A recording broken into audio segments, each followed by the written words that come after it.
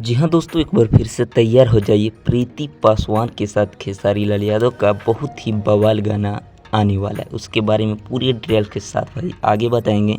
तो जितने भी चाहने वाले हैं खेसारी लाल यादव के, तो तैयार हो जाइए धमाल मचाने के लिए। बहुत जल्द प्रीति पासवान के साथ खेसारी लाल यादव का बवाल गाना देखने को मिलेगा। और वो गाना होगा भाई एकदम बवाल और देसी अंदाज में। अखिलेश कश्यप द्वारा लिखा हुआ गाना होगा और शायद भाई ये गाना अन्नपूर्णा फिल्म से ही आएगा।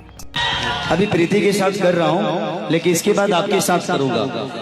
तो दोस्तों, अभी आप लोगों ने देखा खेसारी लाल यादव खुद बोलते हुए नजर आ रहे हैं कि अभी भाई प्रीति पासवान के साथ गाना किया जा रहा है। और वो गाना आप लोगों के बीच बहुत जल्द, मतलब समझ सकते हैं अपकमिंग सून में है।